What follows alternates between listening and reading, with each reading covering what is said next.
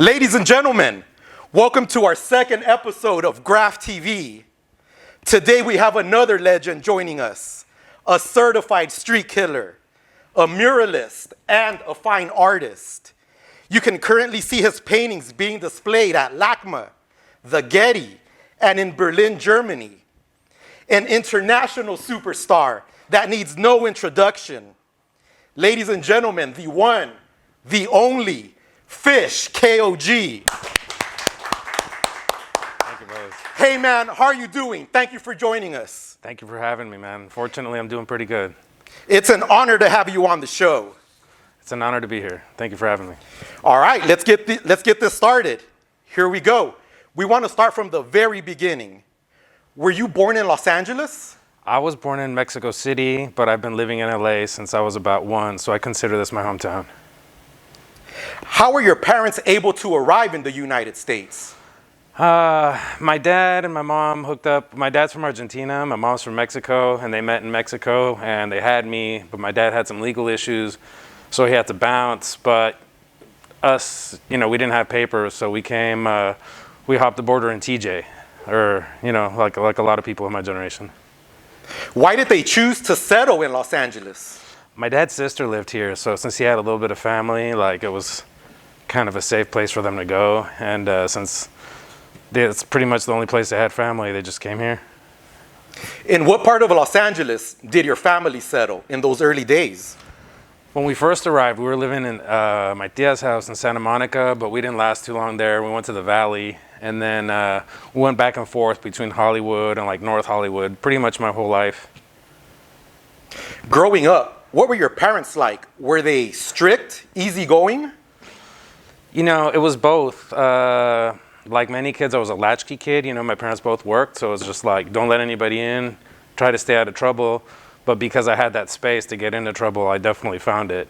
They were very disciplinarian in that they were very strict. I had to go to school. I had to meet certain requirements. But if I met those basic requirements, they were kind of lax with the rest of my life. So a little bit of both. Do you have any brothers and sisters, or are you an only child? I do not have any brothers or sisters. I was lucky enough to be an only child. What was life like as a kid for you? Were you rebellious, into books, sports maybe? Definitely liked to get in trouble. I was definitely always attracted to the kids that were not necessarily the class clowns, but the edgier kids, That being said, I was a good student. I liked school. I liked learning. I still like learning. I feel like I'm always going to be a student in some respects. So I always had my foot in both worlds. When I was in high school, I was student body president, and I was on the academic decathlon team. And same thing in junior high. I was I involved in all this academic shit. But then on the off hours, I was going to raves the whole time. I was going to ditch parties. I was doing acid and I was doing both sides of things, I would definitely never got limited to one crowd or one type of activity. I was always a bit of an overachiever. How old were you when you first noticed graffiti? I first noticed it, me and my mom were actually just down the street here where the HK Market used to be on Western. I don't know if it's still there. Some kids came out. In my head, I think they were from LOD. And they came out with a Griffin type marker, and they just started catching tags on the mural while we were waiting for the bus. And I just looked at them and I'm like, what the fuck are these dudes doing? And since then I just started noticing it more, noticing on the freeways. My mom was a messenger, so I'd be in the passenger seat. And I'd just be looking outside and I'd see Sleaze and Decline and Chaka and the IFK guys, Whisk. I think that's definitely the first dudes I noticed that. When you first noticed graffiti, what school and grade are you in at that time? Do you remember? Yeah. When I first noticed it, I was definitely in elementary school, but when it first really affected me was when I got to Bancroft Junior High School in the 7th grade.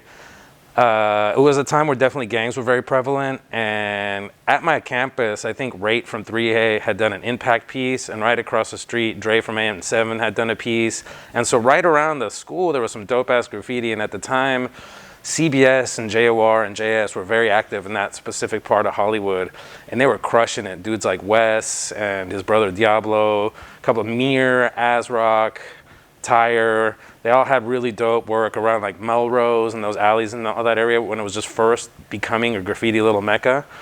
And all that stuff definitely stood out. My junior high was just like a 10-minute walk to Melrose. So we would ditch school to go smoke weed on the roof of the hip hop shop that Hex used to own. And that was right across from Fairfax High. And it was like a hub. Graffiti writers from every single part of LA would go kick it on the roof of the hip hop shop. Like every day you could ditch school and go over there and get everybody to sign your peace book, chill, meet people. Sometimes people would squash beef, sometimes people would get in fights, but I was right next to one of the poppinest graffiti. Like if there was a writer's bench after the original one that was down by the Beverly Center, I think it was the hip hop shop that Hex used to run. And that was just like a huge influence on me, you know? Let's take a step back.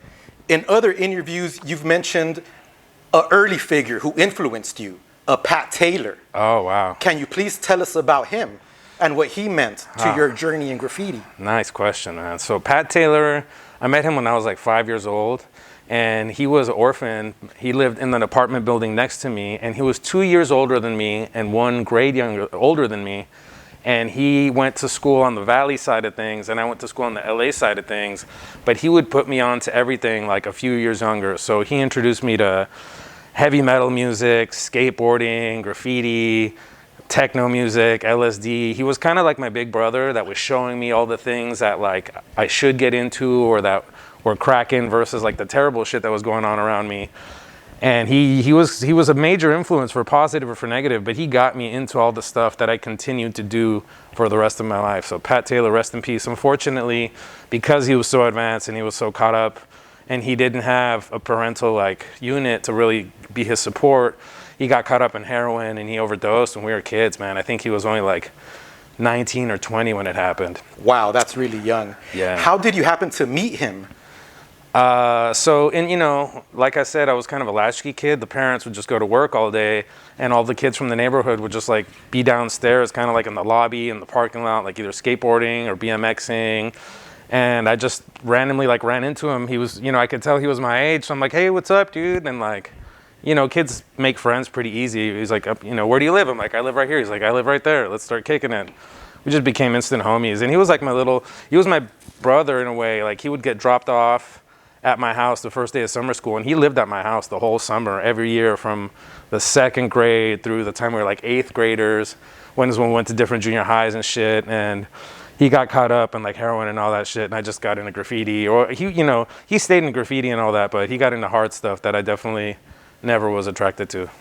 Unfortunately for my dad, his best friend died of heroin when he was younger. So he warned me, he's like, hey, don't do blow, don't snort drugs, and don't shoot drugs. Like that shit will take you down the wrong path. So although my dad didn't talk to me too much about drugs, he scared me from going down that path early on. So fortunately, I never went that way.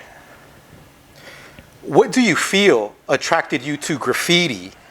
Was it the danger? Was it the art? It was definitely both. So at the time, I was living on the border of the city of Burbank, and we were skateboarding kids, and we were getting busted, and we were like getting taken home, and they wanted to give us tickets for skateboarding all the time. And I'm like, man, we're not even doing anything wrong.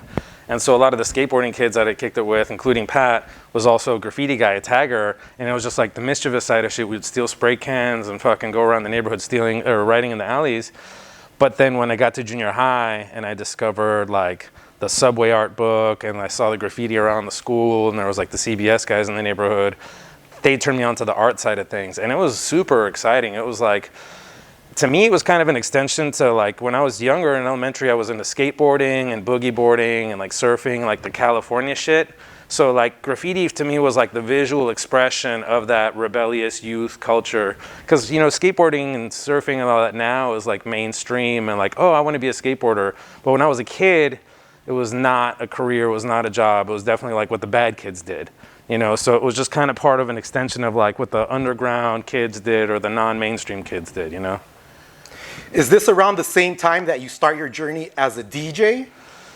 No, you know, I started going to raves again when I was young, like 12 years old. And I definitely, you know, I got into the habit of going every week when I was in the middle of junior high and in through high school. So by the time we were wrapping up high school, me and my best friends from high school started throwing raves, and we throwing raves became a pretty regular thing. We probably did like maybe 10 in like 97, 98, and 99. We just kept doing it and doing it and doing it. And I always had a love of music. And I started collecting vinyl really early on, but I didn't actually get like behind the decks and start DJing in public. Well, I probably got my decks in 95, but I didn't really have a mentor, and it took a while to just try to figure it out on my own. But I probably got my first gig and played in public for the first time in like 1997 or 98. And then it became a fairly regular thing. I had a hookup at a record distributor, so I would get all the white labels and all the promo shit weeks before everybody else. So people wanted to book me because they knew I had all the new shit, you know? So I kind of had this weird foot in the door. I loved the music. I was, you know, decent at it. But, you know, I had to put that on the back burner because I had to focus on my art. What sparked your transition from DJing to graffiti? It wasn't so much a transition. I just had my foot in both worlds. And what I realized, I was speaking to some elders at the time. I was in junior college, and I was graduating and transferring to a UC. And at the time, some elders were telling me, I would explain, like, oh, I'm a music guy and an art guy. And they'd say, well, even if you give 100% of yourself to art and music, that's only 50-50. And if that's only 50%, you're not going to get as far as you need to go. So you need to pick a lane. And as much as I didn't want to, because I thought I was doing fairly successful in both, I realized that picking a lane was the right path. And I thought about, you know, do I want to be on call every Friday and Saturday night for the rest of my life? Do I want to be like 40 years old, still at the club, fucking doing it? Or would I rather have a studio practice that's on my terms, on my time? Like if I wake up on Saturday, I want to do it and I do it. Or if I don't have to, you know? So I very much feel I picked what made the most sense. And now I'm getting back into music, and I don't feel like a fake, like, oh, you're just getting into music. Because I've been into music the whole time. I've been collecting it, and I always practice for myself in my room anyway, you know what I mean? So now I'm putting myself out there a little bit more on the music because I feel like I've made a stable presence for myself in the art where I feel like I can go back and hobby a little bit with the music shit. In the early days, was it hard to be taken serious as a former DJ who began writing? No, fortunately, you know, people in the DJ world already knew me as a graffiti writer. I never stopped doing the graffiti. Although I split my focus, I was still bombing. I would do a DJ gig and then go paint a spot later that night. So I never stopped doing the graffiti. And yeah, it wasn't really much of a transition. It was both were very organic at the time, and I just kind of gave up one. I mean, people definitely in the music community were like, yo, you should still play and do shit, but that wasn't my focus anymore. When do you first pick up a marker and write on something? How old were you, and what school were you in? First time I picked up a marker, I think I was probably in the 3rd grade, and I was at Valley View Elementary, which is in the Hollywood Hills. And I think I wrote B-O-B-O, Bobo, which is kind of like, it means kind of like dumb or silly. And my mom would call me that when I was being dumb or silly. And I knew she would think that graffiti was kind of a stupid thing, so it just made sense. How were your writing skills early on? Unfortunately, my parents didn't really stress handwriting too much, or, you know, they weren't very hands-on with my education as a kid because they were so busy working. So my hand style was terrible, and it wasn't until I saw how beautifully some of the graffiti writers wrote calligraphy, different styles. They could emulate cholo letters, they had different hand styles, that I really focused on taking my time and learning how to write my name beautifully. And that probably happened around 7th or 8th grade when I just really like practiced. I practiced my cursive, I'd practice every letter. Did you have a training regimen to practice? Would you practice every day? Yeah, Would you practice with pen and paper, markers? Both. So during class, instead of paying attention to what was going on, I was really, like, with all due respect to LAUSD, the level of what they test you with isn't necessarily that high. So I could just kind of listen to the teacher and absorb enough information to do well in my classes, while at the same time I would literally spend the whole class every day just practicing my hands, practicing throw up, practicing letters. I think my whole time in junior high and high school, I just sat there and drew and practiced letters and practiced my name. So I had tons of training. It was like my routine to just spend all day writing, filling up books, just practice. So I was very, I I wanted to get better. I saw so many dope pictures of so many beautiful graffiti writers, and I knew I had to put a lot of effort to get to that level to make it look that natural and that fluid. These were the mid-90s. Correct. What was the graffiti scene like in those days? Can you describe it? I mean, so it was definitely different than it is now. It wasn't as advanced. People weren't making as... So I think back then the focus was on just getting up, and buses were probably the main focus. If you weren't up on the bus, you kind of weren't existing. So you had to have presence on certain lines, and you know, each person, depending on where you went to school, what part of town you were in, had a presence on certain lines that cut through their part of town. That doesn't exist now, you know. Secondly, there was people doing throw-ups, but the throw-ups were just very basic, either bubble letters or just very straight letters, black and white. People weren't doing very advanced burners. The most crazy spots were like the LOD guys, Whisk, and those guys that were doing the heavens, but even on the heavens, they were just doing, you know, the two-color throw-ups. And then there was the guys that did pieces, and those guys weren't very active as far as being like writers that were taggers. Obviously, there were some exceptions. Some of the bigger crews like the CBS, UTI, RTN, that were in different parts of town, AWR guys, had some presence on the illegal side and did pieces, but I feel like there was definitely like the guys that had advanced to the piecing and the beautiful stuff at the yards weren't really present, didn't care about the buses so much. And I feel like now people have to be a little bit more well-rounded. The guys that only do one thing don't get as much as respect as the guys that have skills and a presence in every format and every scene. Towards the end of junior high, you joined a well-known crew, UCLA. How were you introduced to that unit? That's a great question. So my homie Noe, he wrote so many graffiti names.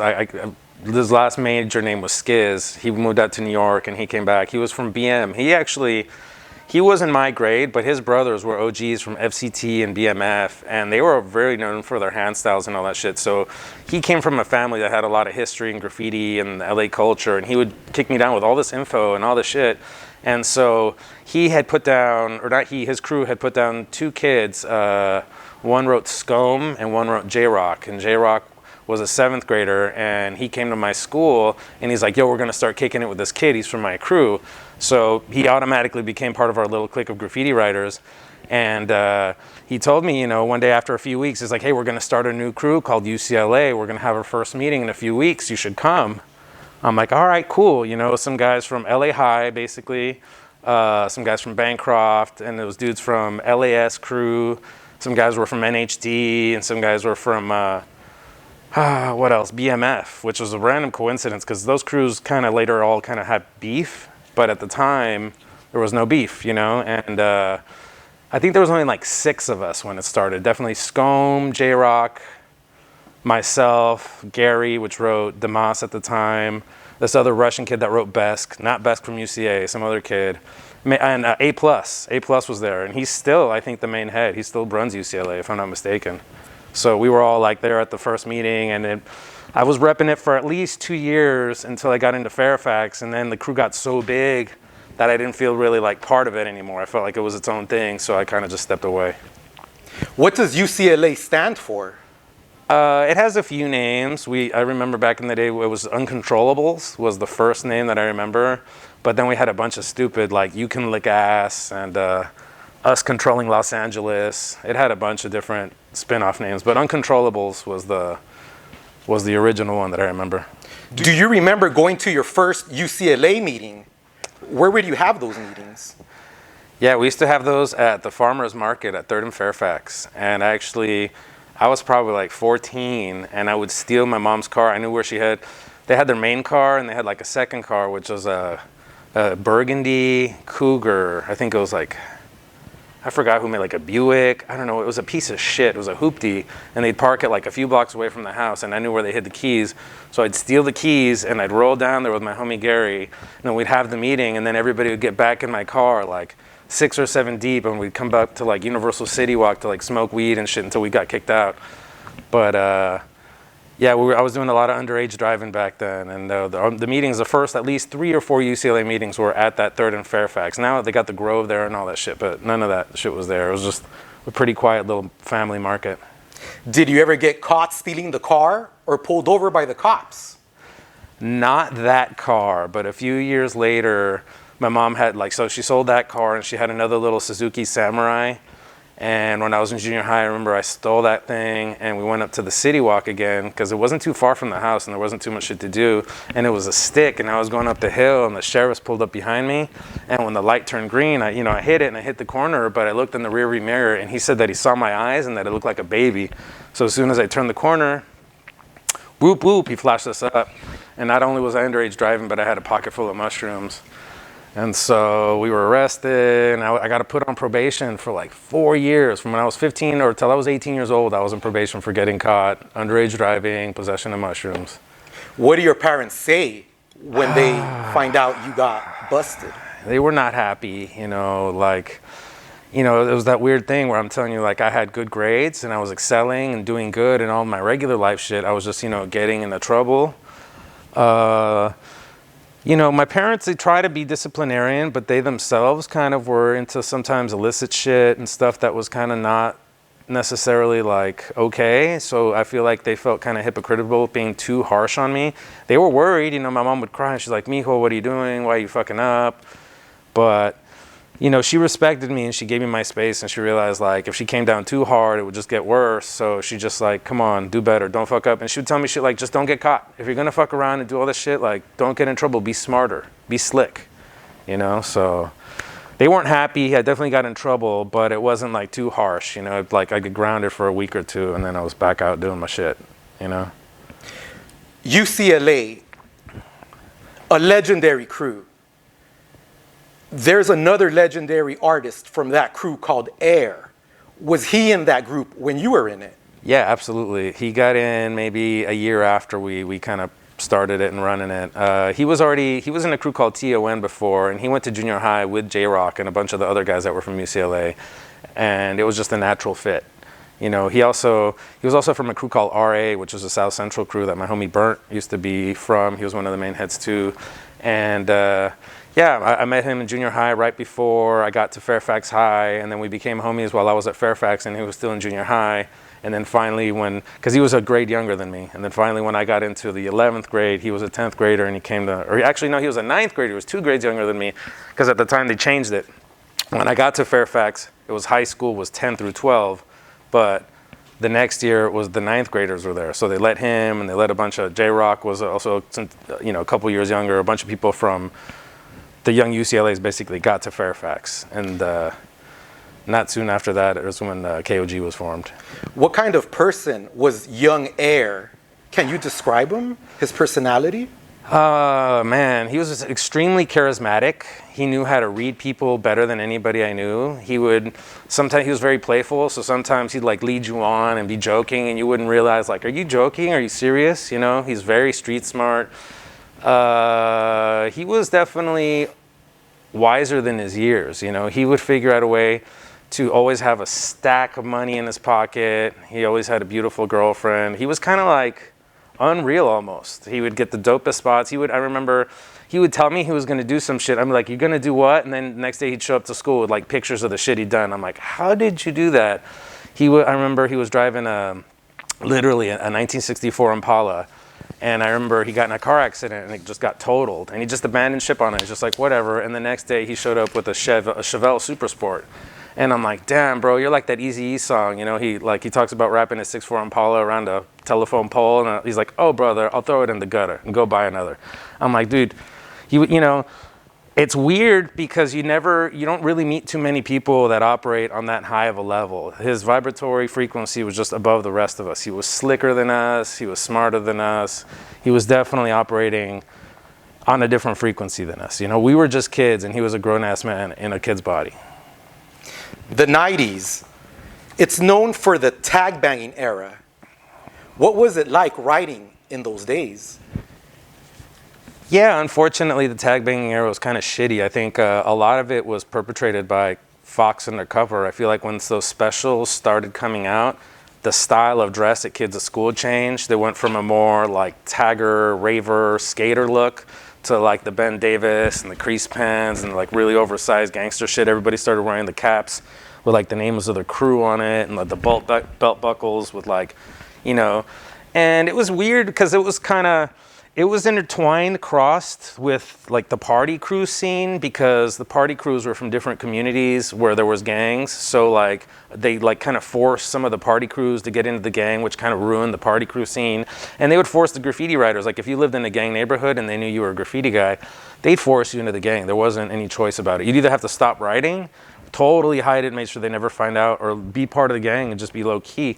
A lot of the OGs from pretty much every major graffiti crew that I know are from a major gang, because at the time you had to join the gang, you know? And so, I mean, I don't want to put anybody on blast, but definitely all the dudes that grew up a generation before me, like all the guys that were big in the 80s, almost all of them are definitely affiliated with some sort of gang as well, you know?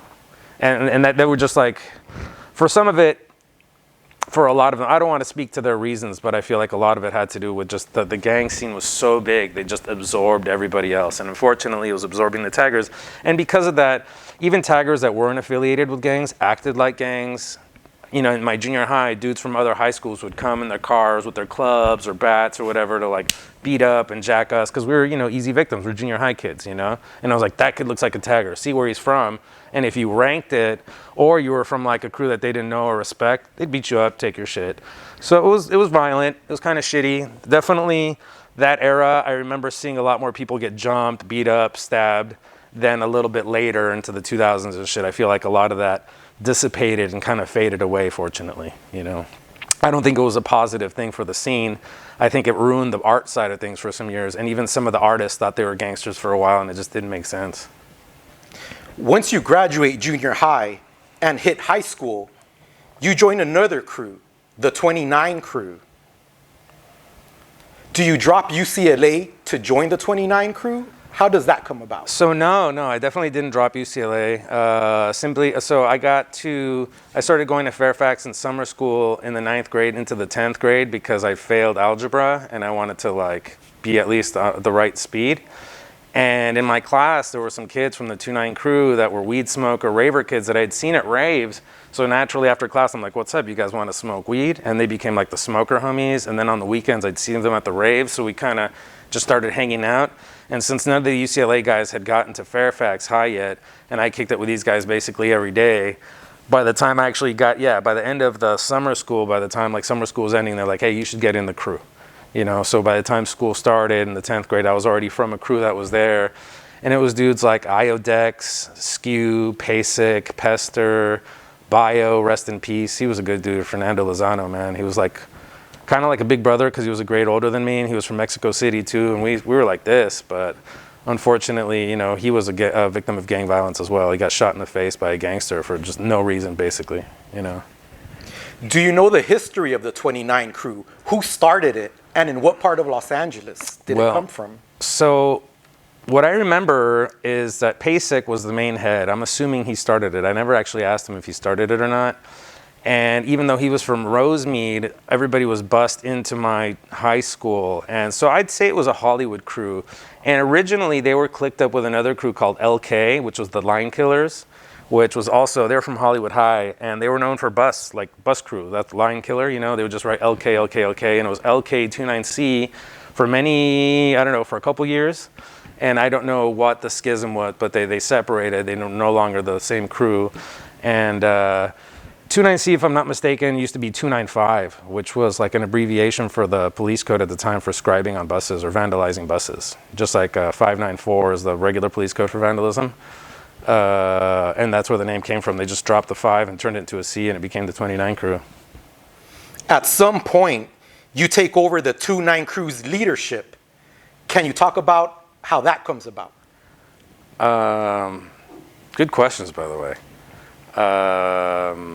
So basically, like I said, the 29C guys were a few years older than me, and a couple of them had gotten arrested, and they kind of faded out of graffiti. And because they were all bussed into Hollywood for school, we were pretty tight. But as everybody graduated, as each generation that was older was graduating, like people were going back to the side of town we were on, and so we didn't really have as much of a reason to come together as frequently.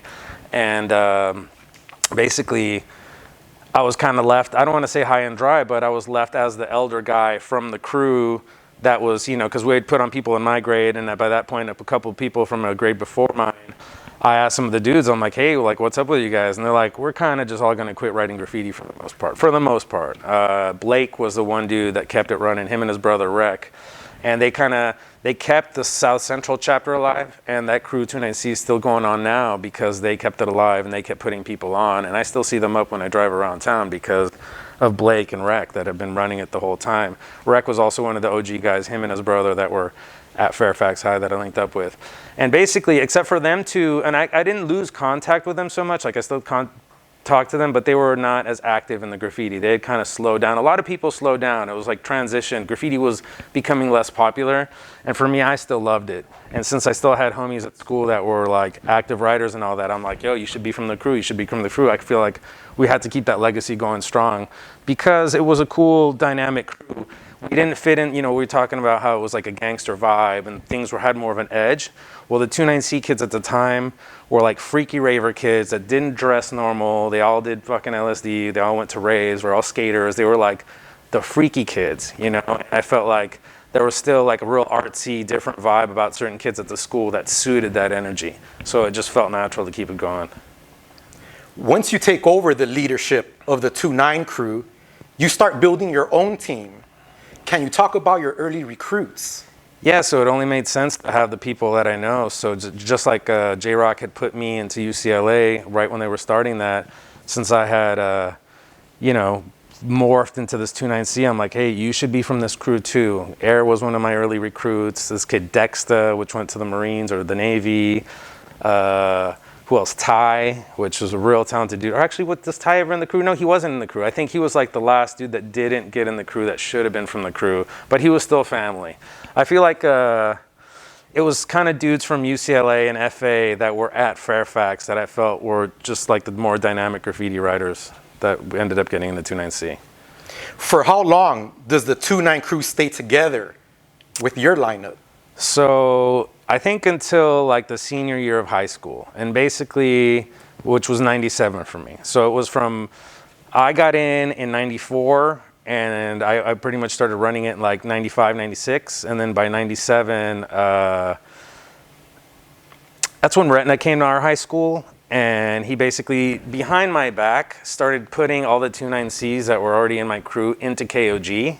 Because at my high school, there was like it was Fairfax Visual Arts Magnet, and there was Fairfax High, both on the same campus. So I was in the Magnet, so I didn't see a lot of the kids that were in my crew, and he was in the regular classes with them. So he kind of behind my back stole my crew, and one day they were having a meeting, and I was kind of resentful, and they're like, yo, we're all gonna go chill at this girl's house after the meeting, you should just come with us. And I'm like, nah, I don't wanna do that. And then Heir and J-Rock were like, yo, just come over here. And they walked me over, and they're like, yo, man, when we got here, you put us on. So like, we want to put you on, and just think of it as the same crew with a new name. And I was kind of reluctant, like, what the fuck? But it was basically all my same homies that I had put on the 29C, my squad that I had built. Retina came and put them all in KOG. And I was like, all right, fuck it. If that's what we're doing, that's what we're doing. You know, if you can't beat them, join them. You know, and I reluctantly joined KOG at that time. Basically what was left of 29C transformed officially into KOG, and I was like, all right, let's just drop 29C and just run KOG. How did you feel towards Retina when he recruits your whole squad to join his crew? I was a little resentful, not so much of him, of my homies kind of. I was like, how come y'all are joining? Like, who is this guy? Why y'all trying to be down with this motherfucker? You know what I mean? Because I hadn't met him again because I didn't have any classes with him. But, you know, in the end, I was bound to be in the same crew with the other guys, and I'm glad that he helped kind of keep us together, at least for a little while, that he, in a way, solidified that we were going to be crew forever. Did Retina start the KOG crew? No. If I'm not mistaken, Sinner's big brother started KOG crew, Sane, original Sane. It was Killers of Giants, and it was actually kind of just like a joke. It wasn't really a crew. It was just something they would write on trains sometimes after painting a train, because they would do full rollers that would crush the whole train. And they're like, oh yeah, we're the Killers of Giants. And that was just something they would write. And what happened was, so LTS kind of had a resurgence around 95, 96, 97. Verse, Sinner, Jimmer, some of the OG guys, they like Create, Mark 7, they all started painting again because they were doing stuff in the 80s, and then for whatever reason, because of gang and this and that, they kind of fizzled out, but then they came back, and Retina was like their young recruit, and when he came to our school, he's like, yo, I want to put these kids into LTS. There's these fresh kids, but Sinner was like, yo, let's put them on a slow burn. Let's start like a little side crew and put them in that crew first, and if they fit in, then we'll put them in LTS. So KOG kind of started as like a recruiting crew for LTS. Later it morphed out of that, but that was the original kind of idea behind KOG. It was like, we want to put people in LTS, let's see if they're good enough, we'll put them in KOG first. When you join KOG, do you have mixed feelings? Do you celebrate? It really, you know, it was a new crew. It didn't really have that much of a rep. So it wasn't like, oh yeah, I'm stoked to be in this new crew, but it was just like a very natural, organic progression. I loved all the homies in it, like the homie Doobie, the homie Kyle. Like there was a lot of dudes that are still my lifelong friends from that time. So we already had like these bonds with these dudes. So it was like, okay, I'm glad we're still solidified under this crew together, you know? Doobie was a UCLA guy and Kyle was a 29C guy too. So we just, you know, it's like just repeating, keep putting the same people over and over on the same crews. Once you join KOG, do you start thinking about writing a new name? Are you writing Fish at that time already? No. So when I wrote, back then I used to write Piston 22, and I don't usually tell a lot of people that, but that also became my DJ name for a long time. And what happened was around the year 2000, a bunch of the homies from the crew all changed their name. Paisa was one of them. He used to write Drunk, and he started writing Paisano. A couple of the homies all kind of like rebirthed. And at the time, because I was getting like a fair amount of DJ bookings, I was like, okay, this would be a good way to separate the two identities, you know? So I kept one name, my old graffiti name for the whole DJ shit. And then I was looking for a new graffiti name, and I was just organically practicing different letters, different words. I liked the idea of something nature related. And the image of the fish has like a lot of esoteric meanings, like in different cultures. It's meant a lot of things. It means life, it means God, it means all these things. So I liked the kind of layered meaning of the word, and then I found a few nice flows where I figured out how like to shape the letters together. So I just started practicing, and at first I didn't even tell anybody I was writing a different name. I just started hitting it up and see if anybody said anything, and people started asking me like, yo, who is this guy? Who is this guy? You know, and I'm like, oh, it's the homie, he just moved into town, I put him on, he's fresh. And I kind of lied. I didn't really tell anybody for at least the first year that was me. And then slowly people figured it out. They're like, nah, that's you, dude. And I'm like, oh, okay, you got me, it's me. You know, but it was just kind of like a game, you know, it was just like having fun with it. You know, at the time, you know, often graffiti gets so serious, people take it so fucking serious. They forget it's fun. They forget to like be loose and just play around, you know? So it was a way for me to like kind of fall in love with it again by not taking it as serious as I was right before then.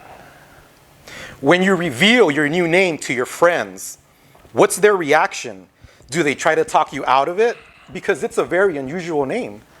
It is an unusual name. No, you know what? I felt like overall the reaction was fairly positive. Like dudes were like, okay, I see this. It was a shorter name, and people would give me a harder time about having like 6 letters and then 2 numbers behind my name. So it made, and I could write 4 letters, 5 letters, 6 letters if I put the R behind it, so it was versatile. I think it was fluid, and people saw that I had a few styles that kind of made sense with it, so it made sense. Once you begin writing Fish in public, are your skills at a high level, or are you just getting better, progressing at that time? So, you know, that's a great question too, because at the time I feel like I was doing fairly advanced pieces with my old name, but when I started writing Fish, I kind of wanted to reinvent my style. And it was kind of like a whole rebirth for me in the whole graffiti world. So I simplified a lot of my shit. And instead of doing the super wild, layered, lots of color stuff, I kind of broke it down and try to find simpler forms. I started doing thicker letters instead of thinner letters. I used it as an opportunity for an exploration of developing my style in a different direction. How long after you start writing Fish do you notice people are recognizing the name as a force in graffiti? You know, that's really weird. When I started writing it was kind of the beginning of internet graffiti, like when people first started like posting on forums and stuff like that. And that always gives you like a weird impression of how people think or how people feel. I don't know. I feel like I definitely didn't get a lot of love at first, but I was good with it because I felt like I hadn't earned it. And I feel like maybe it was around 2005-ish when people really started to notice and give me credit. A lot of dudes that were older than me or from crews that had kind of given me the shine before were like, hey man, like, we're noticing you, we see what you're doing, we like it, keep it up. And fortunately, you know, it was a good time for me where I had had some experience that had checked my ego before. So even though people were giving me love, it wasn't slowing me down. Like a lot of time people give you love and you're like, I made it. I could just slow down and stop. I used it as a motivating kind of thing. It's like, oh, people are finally noticing, so I got to go harder now because I really want people to fucking see me shine. For a long time, every time we see KOG, there's also an LTS right next to it. How do you end up joining LTS? So, you know, like I said, KOG was kind of like the recruiting crew to LTS. So they've always been inextricably linked together, you know. And what happened was around 98, J-Rock was having a meeting at his house and, you know, he's getting all the things together. He's getting a keg. He's like, yo, help me get this keg. So we go pick up a keg. Yo, bring your turntables. So I bring my turntables. Yo, you know, let's throw this party. We have this meeting. We're all vibing. And at some point during the party, you know, I was asked, Retina was like, what's up, bro? He's like, you're down to be an LTS? I'm like, yeah, if it makes sense. I'm like, oh, fucking, you know, welcome to the crew.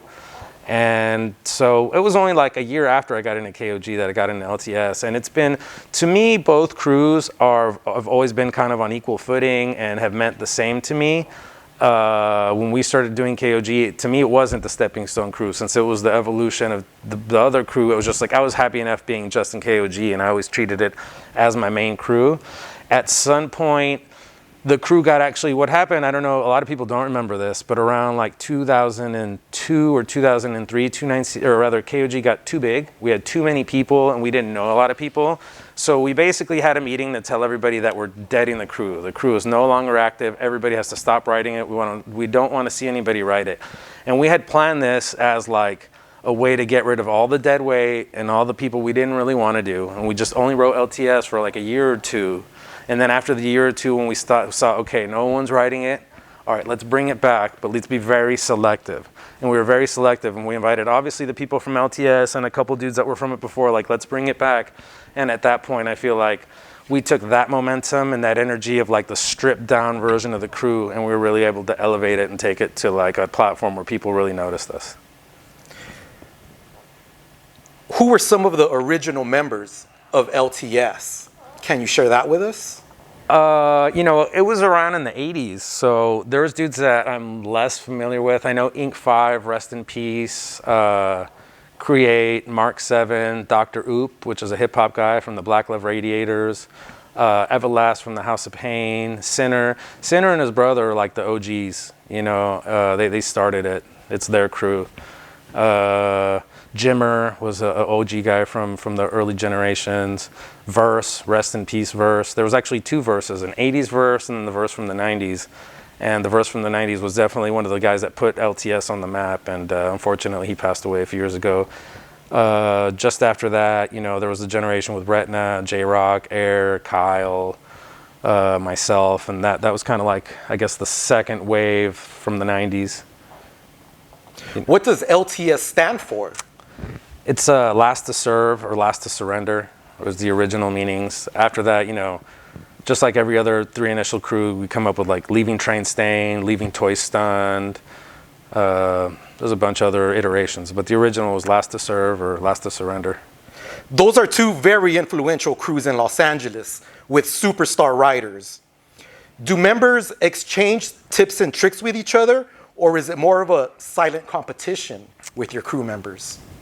It's both. I think every time we paint with each other, like on the same wall, we're silently battling. We're trying to burn each other. We're definitely trying to one-up each other. We want to be the guy that walks away like, damn, dude, like when people like, yo, you burned everybody on this wall, you know? So there's always a competition, and I think that's what keeps the people really evolving stylistically and wanting to do bigger and better things. But there's, as always, it's a camaraderie and there's love. If anybody from the crew ever asked me, yo, how did you do this? I would tell them, and nobody's ever been like, oh, I can't tell you like my secrets. We always share, we ask each other, we influence each other. We see like, oh, I like the way you did that. You mind if I do that? No, dude, this is how I did it. Check it out, you know. Hold the can like this, flare it down like that. So it's always a lot of love. It's always an unspoken competition, but it's nothing but love and respect. And we're definitely, we want to help each other out. I want my homies from my crew to do the best pieces possible. So if there's anything I see that they're doing like that's, oh, this kind of doesn't look great, or you can upgrade that, I'll be vocal about it. And I don't think anybody takes it personal. You know, we critique the fuck out of each other. We're our own harshest critics, but I think that's what keeps us like evolving and getting better. Your individual style is very different from your crew members. Where do you get your inspiration or ideas to develop and progress?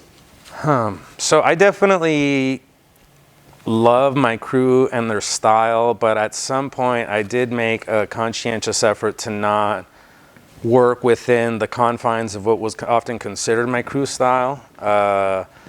I get influences from everywhere. I think in like the early 2000s, I was looking at a lot of European graffiti writers through magazines and stuff, and they just had such a different approach to letter forms and to the way like they put the thick and the thin together, that I liked experimenting, kind of borrowing some of their aesthetic. But then I don't limit where I get influence from. I definitely see some of my boys' letters, and you know, I think like, oh, if I freak this a little different, I think I can take this and make it my own. There's no limit to where I get my influence, I suppose. And I'm always trying to learn. You know, there's definitely certain things I repeat and I spin off of, but I definitely like to explore and try to develop different ways of working. At a certain point, Heir joins LTS. How does that come about? Is he also in KOG as well? Yeah, I think Heir got into KOG and then LTS. He was from 29C. We're all at Fairfax High together. So it had to do with Retina being there and J-Rock being there and him just being such an active painter. So he was put into KOG first, but he exploded. He went out and crushed the 10, the 110, the 101. He had spots like in the valley all of a sudden right by my house. I'm like, what the fuck? Like, you're up in my hood now? And he just had such momentum that right away they're like, oh, you got to rep LTS. And when he got in that crew, he went full force. In your opinion, what contributions did Heir make to LA graffiti culture? Yeah, Heir really elevated what was going on. At the time, I think just before Heir, the people that were the top of the graffiti game were people like Saber and GK, which were crushing the freeways and bridges and rivers with elaborate 2 or 3 color pieces, fills. They were doing so they had taken it from where like Euler was the guy before, Euler and Tulse. They were up everywhere and they were only doing 2 colors. So GK and Juice and Saber came around and they were doing 3, 4 colors and more elaborate spots. And then Heir came around and he started doing full color burners, full color pieces on those same spots. He started climbing downtown spots on Broadway, doing rooftops all over town, heaven spots, and it kind of elevated the competition. It's like, okay, well now he's doing full pieces. I think, in my opinion, if I'm not mistaken, I mean, somebody else might have a different opinion, he was the first guy to do full-on pieces in such high-risk spots. There were dudes like Saber and GK again. They were doing freeway spots, but they were doing a lot of stuff. I don't want to take anything away from them. Those guys are kings. They were doing bridges and stuff too, but I think Heir just did it a little bit. He took their work and springboarded like, okay, these are the guys I have to beat. These are the best guys. I want to do a little harder than them. I want to get a little crazier than them. And the rest of us just kind of took his influence and kind of just tried to catch up with him. As a kid, I think he did more than most of us did throughout the rest of our graffiti careers, which was so crazy. He was just so unstoppable and so fluid with how he did his work. Did he always have the name Heir? Do you know how that name came about? Pretty much as long as I knew him, he was Heir. He was Heir, A-I-R. And then it was when we were in high school at Fairfax that he changed it to A-Y-E-R, Ayer, and then also A-Y-E-Z, Ayez. I think it was just a style thing. I think he wanted to expand the name, and I think he liked playing with the letter E and the Y and interlocking those letters more. Just like when I threw the silent E at the end of my fish, it was a stylistic thing. It didn't really need it. FISH spells fish, but the E gave it a different balance, another letter to interplay with. And I think for him, it was a similar thing. It made the name more dynamic. What were the other writers in LTS and KOG's view on Heir? Would you guys speak about his progression? You know, he was like the guy we were all trying to keep up with. So he was like the benchmark for what we had to do. Like I said, and he didn't only succeed and excel in graffiti, he was just kind of an all-around champion at everything he did. So he was the benchmark. He was like, okay, we have to keep up with him. You know, we were constantly trying to keep up with whatever he was doing. At the peak of Heir's career, tragedy strikes and he passes away. Do you remember getting the call he was no longer with us? And how do you find out? Yeah. It was terrible. It was terrible. I had just seen him maybe like a week or two beforehand. We were all hanging out, Braille, Heir, myself, at a rave in Pomona, and talking about weird stuff and life and everything. And, you know, just don't think anything of it. You know, you see your homie at a party, a week or two passes, and I think it was my friend Peter's girlfriend that called me, because somebody had called him right before they called me. Right after that, a bunch of other people called me, and she called me. She's like, "Yo, Chaz died," and I'm like, "What? What?" Like she had to like repeat it 3 times, and I heard her crying, and I didn't believe it. You know, he was only 18. I was a year older than him, or 2 years older than him. You know, and he had already done so much and shined so hard. And I was like, it was in total disbelief. I was taken aback. I was in shock where I couldn't really react. I was like, okay, thank you, bye.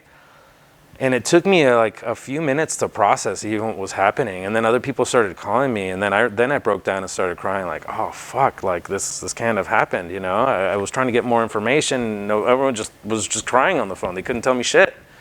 It was terrible. It was definitely a rough time for the crew. You know, I had been to a lot of funerals. Unfortunately, I had been to some funerals before then, but that was the hardest funeral I had been to, because I saw all these people from my crew, all these people that I loved so much. And we wanted to look around and hug, but all we could do was just cry. Everybody just had waterfalls coming from their face. It was just my whole crew, everybody, all the family, all the friends, and it was terrible, you know. He was only 18. You know, he was a kid, and we had barely started our lives, and it was a really rough one on him. I remember it was an open casket, and I saw his you know, they put makeup on him, and the color was all off. It didn't look like him. And I just remember thinking, like, that ain't him. How the fuck is that him? I put a few fat caps in the casket for him, you know. I'm like, you know, take him with you. You're going to need him. But it was shitty, man. It was hard. It was a hard day at the funeral. It was a hard few days before. It was a hard few days after. It definitely affected us a lot, you know. As the whole crew, what was the KOG and LTS reaction to the news Heir had passed? Do you have a meeting to discuss it? Does everyone come together? I think everybody, like, we were together at the funeral, and we were together at the wake. But I think a lot of us just kind of I mean, for myself, like, I wanted to grieve alone. I don't do good at funerals, and I don't do good at the group grieving, and I don't like to see all my people be sad. So like after seeing them at the funeral, I'm like, I just got to get away from y'all. Like for a little while, I had to step away a little, because I needed to just kind of find my bearings again and get grounded again. And being around other sad people that were all broken up wasn't going to help me do that. Heir's name lives on 20 years after his passing. How would you like him to be remembered in graffiti history? I mean, so for me, he was a friend and an inspiration. But as far as like his legacy, he should be remembered as the guy that changed graffiti. Before him, most stuff you saw on the freeways, most stuff you saw on buildings was just very simple. It was a straight letter, a 2-color fill. People weren't very pushing themselves to do the type of elevated work on the type of daredevil spots. Some guys went up to the daredevil spots and caught tags, maybe an outline. people did the elevated work at the yards. He was the first one to combine the two. Take really refined, beautiful graffiti and put them in the most dangerous spots. So obviously he didn't do it alone. There was people around him that were kind of helping motivate him and all that. But to me, he was the force pushing it. At a certain point, you have your name, FISHE. You're in 2 legendary crews in Los Angeles. What motivates you to excel and push harder on the streets? It's interesting. You say that it's 2 crews. To me, in my head and in my heart, it's the same crew, even though sometimes people treat it as separate things. To me, it's the same crew. What if people choose the right one or the other, that's on them, but it's the same crew. That being said, to be terribly honest with you, I'm a little bit, so when I was most active and when I was out there really pushing myself and my name on the streets the most, I felt like I was dialoguing with a really world-class group of graffiti writers, dudes from my crew, dudes from not my crew, Paisa, Zest, Revoke, Rhyme, et cetera, Sever, Dry, Rask. They were all active at a time, creating very beautiful, dynamic, illegal work, and it really drove me and motivated me to like get out there and bomb and try to push myself to do like, oh, I got to do a beautiful billboard. Oh, I got to do this crazy rooftop. I don't see too many current graffiti writers that really get me that motivated. There's definitely dudes that are bombing really hard, and I hella respect bombing. I think illegal graffiti, I think if it isn't illegal, it isn't graffiti, So the dudes that are out there really risking their ass, pushing it, I give them a lot of respect. I see them out there. I see y'all out there.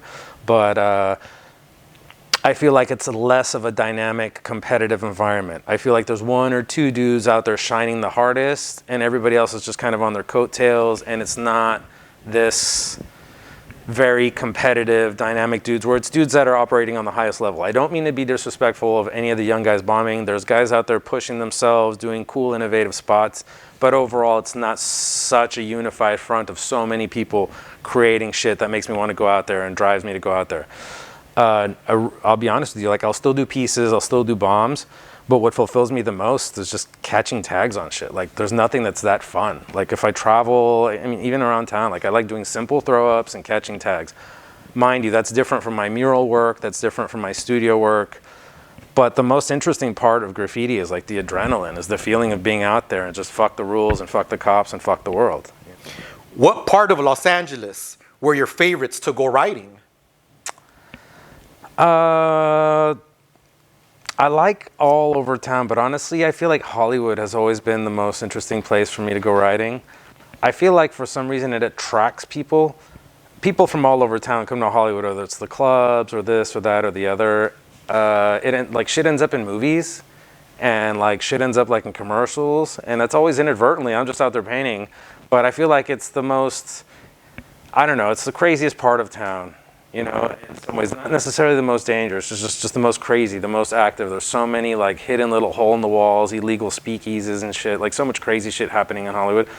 And by Hollywood, I mean East Hollywood, West Hollywood, all the way down to Melrose, all the way up to the Boulevard, like that whole, I guess, Hollywoodish part of LA, just along the hill, fucking Los Feliz, the whole shit, the whole strip. How long does it take you to complete a bomb on a busy street? A couple of hours? A couple of minutes? How fast are you? I think at some point I got pretty quick at doing illegal work. I definitely try to kind of block mostly everything out and just focus on what I'm doing. I also try to act really casual. So if I'm doing some street level shit, a lot of times I'll do it in the daytime and just pretend, I'm supposed to be doing it. And people just kind of ignore you. They don't often care, Other than that, I feel like I can complete a full burner on a billboard end to end within an hour, multicolor, the whole nine. Do you plan your missions out and have lookouts? Or are you a loner and just get up and do it yourself? I've always liked going by myself better than everything. Like having a lookout is great. Having a homie, having a good, trusted graffiti partner that knows what they're doing is a very dynamic and fun situation. I've been fortunate enough to have a few cats over the years that I feel like a strong connection with. I feel like we almost have like unspoken telepathy. Like, yo, quiet, you know, like we have hand signs and stuff that work out. But I think I feel the most quiet. I can sneak in and out and do a lot of work by myself, kind of quicker and easier than having a partner sometimes. With all due respect to my partners, I love them. I love having the safety of a lookout or somebody else to have your back. But solo missions are the funnest. Do you have a favorite marker brand or paint that you consistently use? For many years, I'd make my own markers, and I still feel like making your own formula of ink and making your own, there's so many ways to make your own marker, is probably going to give you the best effect. I've used a lot of store-bought stuff. It's store-bought stuff. It's not designed for graffiti. Even the graffiti brands, I find like a lot of the inks just fade away real quick, and they have inconsistent tips that rip off. I'd rather just make my own pens a lot of times. As far as spray paint, I really like the German Montana. I wish they would sponsor me. Also Belton, either one, holler at me. Have you ever stolen paint? And how would you steal it? I think most of the paint I've ever used was acquired illegally one way or another. I used to jokingly say that Home Depot was my sponsor for many, many years. And I feel like any graffiti writer that has an extensive bombing career is an expert at stealing one way or another. I don't really want to give up too many tricks of the trade because I know there's a lot of graffiti writers still out there taking stuff, but there's always gaps at hardware stores and people that aren't paying attention, whether it's back doors or having friends that's a cashier or whatever the trick is. I'd say having a hustle at a hardware store one way or another is definitely the key to having a successful graffiti life. I know there's some kids that choose to like sell drugs and just pay for all the paint, but I think most of the hardcore bombers, even if they sell drugs, they just steal the paint too. With such a long career in graffiti, who are some of the other writers not in your crew that you've been excited to meet? Oh, that's a great question. Let me think. So I've traveled a lot and I've gotten to meet really amazing writers in the towns I've gotten to. Like in Rio de Janeiro, I got to meet Acme, and I didn't realize what, like he was a bomber. He's from the favelas, he's a street guy, but he like built his own park in his community. They like hand sculpted the whole park, and he does these giant murals that are like insanely big. And out there, they don't have a lot of resources. And the fact that he's able to create so much dynamic work with out of nothing is really admirable. Other than him, like Jabber, Clown, who else? As far as West Coast guys, Saber was always a big influence on me. And when I met him finally at some point many, many years ago, he was always, you know, unfortunately, he comes from the generation and I come from the generation where older guys are kind of dicks and they're not nice to you. And I think around his generation is when that kind of started breaking. And so when I met him, he was really respectful and really cool. And God, I think like a lot of the, like I got excited like the first time I met Chaka, you know, I think he was like a legend. To me, it was like unreal, like, oh my God, like you're an actual person, you know? And I think it's really cool that he's having a comeback. I love seeing him up. It's like this weird nostalgia thing that happens. So I don't know, I'd like to think of a lot of other names, but it's kind of escaping me right now. But I'm really grateful for all the many writers I've met in so many other cities. Like a lot of people have hosted me and shown me a lot of love, and I really appreciate that the graffiti community has that kind of brotherhood where people like, hey, this homie's coming through, take care of him, and people are definitely taking care of me. So thank you. You keep your identity hidden, but when people do find out you're Fish from KOG, do they start to treat you different? Do you notice a change? You know, I really like when people don't know. With all due respect, I love meeting fans and I love people that care, but sometimes it's so much effort interacting with people that care that it's kind of like better when they don't know. Other than that, I really like it when I get to meet people Like, I've hung out with other graffiti writers, and I didn't know they were a graffiti writer, and they didn't know I was a graffiti writer. And then we hit it off and had a really good interaction and kind of became homies. And like at the end of the day, after kicking it, they pull out a marker and catch a tag, and it's like, oh, fuck, you're that guy? Dude, I'm this guy. And then like to know people treated you cool and with respect and at a certain level before they knew who you were makes you almost think more of them. Like, this guy's for real. Because definitely, unfortunately, people will blow smoke up your ass. And you know, you can tell people are treating you different because they think of you as like, oh, this other thing. For me, it's always, you know, it's weird because I always do it as for me. Obviously, I do it for other people to see it, but I don't really think of people like seeing it and liking it and becoming a fan, and then later I have a fan, and then I meet people that are fans and like, yo, man, look, I got flicks of your shit from here and there and this, and I bought your print and this and that, and it's like, man, that is really so cool. Like, it makes me so grateful that all the work that I put in that sometimes feel like it was for nothing actually resonated with people, and people like felt it and gave a fuck. You know, you kind of forget. I'm disconnected kind of from my audience a lot of times, and you forget that people give a shit about what you do, and that like some people really love it. And I'm really grateful that people actually do pay attention. Putting in so much work on the street, have you ever been caught and arrested? I unfortunately have had a few run-ins with the law. Fortunately, it's been with really stupid cops that do a very bad job of taking evidence, and I haven't gotten into big trouble like a lot of people I do know. My run-ins have all led to like slap on the wrist, a little bit of community service. I lost my license for a little while once, but I was like, you know, showed up with the judge and like showed him my work shit, and they're like, yo, I need my license, I need to work, I'm a decent human being. And they're like, all right, give him his license back. So yeah, it hasn't been too bad. I've had a few run-ins, but fortunately nothing too crazy. Does your family find out about your secret life? And what are their thoughts about your arrests and even your future? You know, my family has learned to accept me. I don't want to say I'm a black sheep, but I'm definitely not conforming to a lot of their standards. But they love me and they accept me and they give me room to be myself. As far as my arrests, fortunately, not too many of them know too much about them. The ones that do, fortunately, kind of, you know, they're like, at least you didn't murder anybody. You know, they see it as a kind of a silly thing that I even paint, but they see it as sillier that the cops would care so much, you know. Overall, they all know now, but fortunately they know like on a positive tip, like they've gone to my art shows and they've seen my work in books and they've seen the positive side of it, so they don't see it as such a negative thing as when I was younger. Have you ever had to visit the hospital after a night out writing due to injury? I've had several injuries writing. I've never gone to the hospital. I don't know if it's a pride thing or just like I didn't want to pay for it, and I didn't really have insurance before. So I have been injured, but fortunately never too severely. Actually, one time I'm lying. When I broke my ankle, we were running away from cops. We were painting on Thanksgiving on a rooftop in downtown. The cops lit us up. We like climbed a few rooftops down. They climbed up there. They got right on top of us. I jumped off the shit. As soon as I fell, I knew I broke my ankle. I felt it. I heard it pop.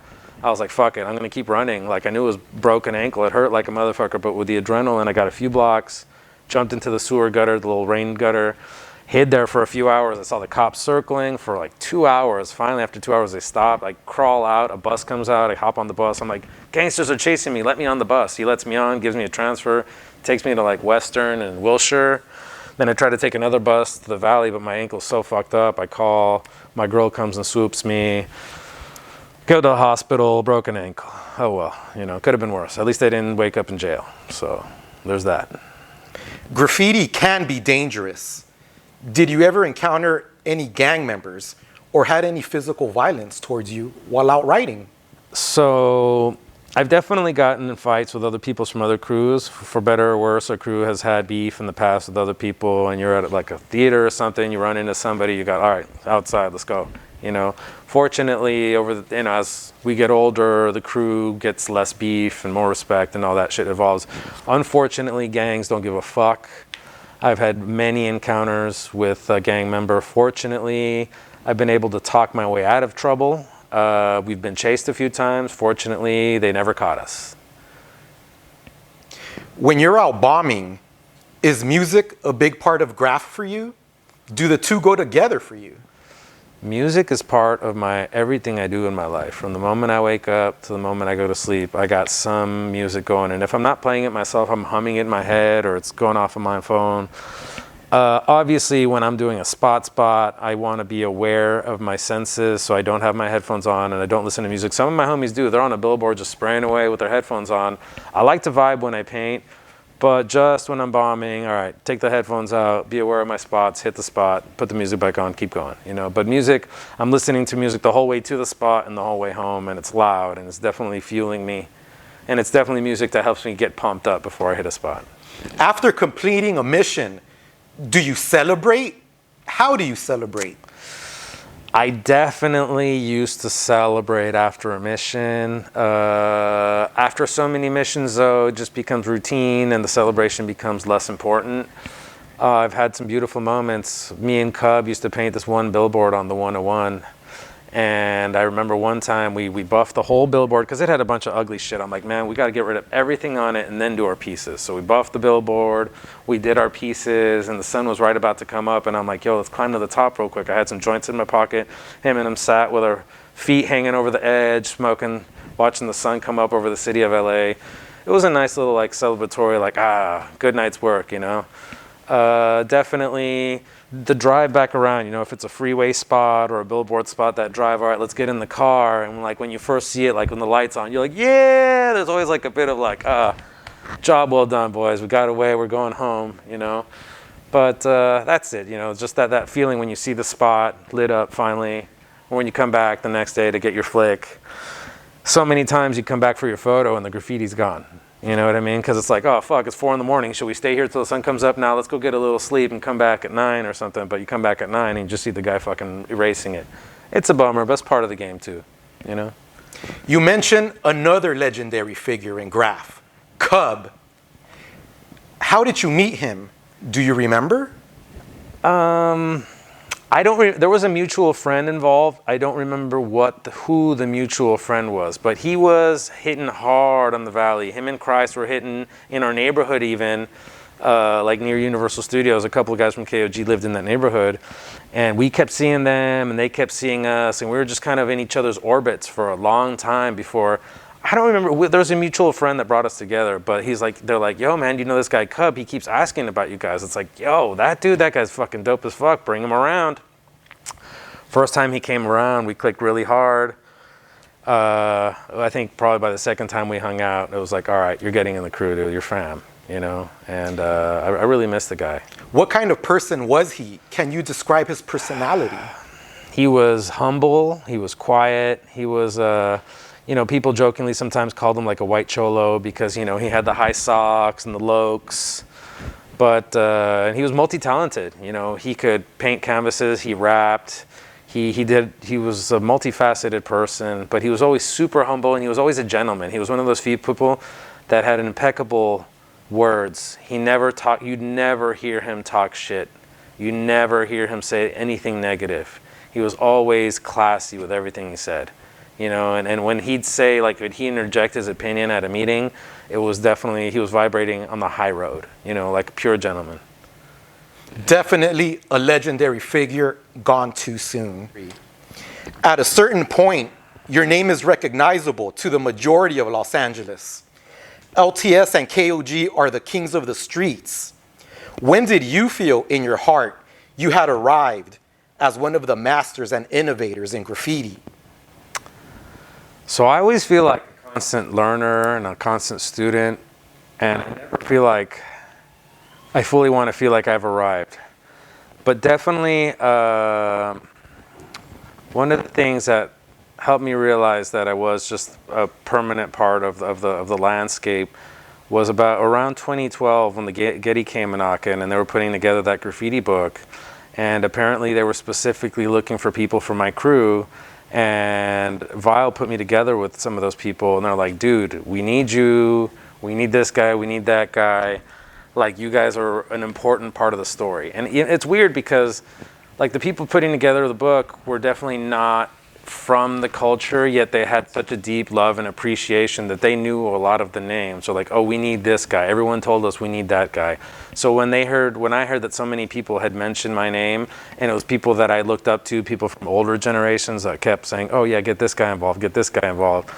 I was like, okay, all right, if my elders are trying to get me involved and they're finally bringing up my name, then I guess I'm probably important enough to like, okay, I've made my mark. You know, I'm credible enough to say, all right, people want to fuck with me now. Where I feel, you know, I don't want to be like play the victim, but I feel for like a lot of years, my crew didn't get a lot of love. We were kind of the underdogs when we first started coming up. A lot of the older, more established crews kind of hated us. They didn't like what we were doing. They didn't like we used rollers. They didn't like the kind of spots we were painting. They didn't like that our letters were outside of the contemporary norm. You know, we were using elements that other people weren't doing, and we've got a lot of resistance for it. But again, it was kind of one of those things where it's like you can't beat it, join them. We kept doing our thing so much that people reluctantly were like, fuck it. We got to accept you guys. You guys do your thing, you know? Along your career, you become an international graffiti phenom. Can you please name some of the other countries and cities you visited for graffiti? Yeah, man. Fortunately, in the States, I've got to travel quite a bit. I've been to New York, Baltimore, Miami, Nashville, New Orleans, Oakland, San Francisco, Albuquerque, a bunch of other random small cities on the way, you know. Fortunately, people have been nice enough to invite us to host. And then in other countries, I've gone to Brazil, and I got to paint there. I got to paint in Colombia, Mexico City, Spain, Greece, England, Germany. I've been really fortunate that I've gotten to travel several times throughout my life. And every time, whether it's a family trip or a work trip, or just a solo trip to go spray, I make sure to take a certain amount of time away from whatever I'm doing because I got to go spray. I got to leave my mark, you know. I love traveling, and I feel really grateful that I've been able to go to so many places and then also put up my mark while I'm there. When you travel to places like Mexico, does their graph scene know who you are? You know, fortunately, or I don't know if it's fortunate or not, but for whatever reason, Mexico has such a presence here in America. There's so many Mexican-American writers that they look at us all the time. They're very influenced by the American graffiti culture, and they pay attention, whether it be the internet or books or whatever. They know what's happening in LA, in New York, in the major cities, and they know who we are. So when we go down there, there's a lot of love and there's a lot of respect. And then when we see the quality and quantity of the work, the bombers in Mexico City go hard as fuck. They're really active and really dedicated group of dudes out there. So when, you know, as a traveler, when you go and you see these dudes hitting it so hard, so many innovative spots, really pushing it, it's kind of a really high level of mutual respect. It's like, oh, damn, you're the guys that influenced us to go this hard. And it's like, damn, you guys are going hard as fuck. You know, it's like a really cool conversation that happens between Mexico and America. Are there any differences between Mexican graffiti culture and the Los Angeles graffiti culture? You know, the LA scene has more history. It's been around a lot longer, and it's got some influences even from like the Cholo writing style. And it's really, since LA is such a big city, it's got a deep history in a lot of different communities. In Mexico, it's a newer thing. It's been around for some generations, but some of the styles maybe aren't so developed. So obviously there's very beautiful artists, muralists, graffiti writers, but I feel the overall standard here is just a pinch higher. But what I do like and think is interesting in Mexico City is that they are very much more welcoming and accepting of female graffiti writers. And there's a very strong and active community of female graffiti writers in Mexico. There's some girl writers here in LA, but I feel like the guys kind of hate on them and don't really let them flourish. Out there, it's kind of the opposite. They kind of nurture them a little bit and kind of push them. And they go hard. And there's a much greater number of active girl graffiti writers. When you go out and you see who's bombing, you see a ton of girl names. And you don't see that as much here. So I think that's a really dynamic and interesting thing that's different from that culture. Have you ever been arrested in Mexico for graffiti or stopped by the police? I've been hassled by the police. They've never arrested me. Fortunately, in Mexico, things are a little looser. Graffiti isn't considered as big of a crime as it is here. So they'll probably try to shake you down. If you're clever, you can talk your way out of it and be like, man, just, you know, kind of fuck off, leave me alone. Otherwise, you know, they might take a few dollars from your pocket, but generally you're not going to take it to the station. Then again, like I said, it's kind of a lot less of a crime. A lot of my friends that do go out there and get caught, they let themselves go to the station and then they just pay the fine and they're back out painting that same night. So it's not as crazy out here. They don't try to build a case. They don't come raid your pad. It's not like that here. The only dudes, I've heard of that happening in Mexico, but it was for dudes that were hardcore subway bombers that were breaking into the subway station and hitting it hard. They're like, all right, we're going after you. But other than those dudes specifically, like, they don't care that much. What has your experience been writing in Europe?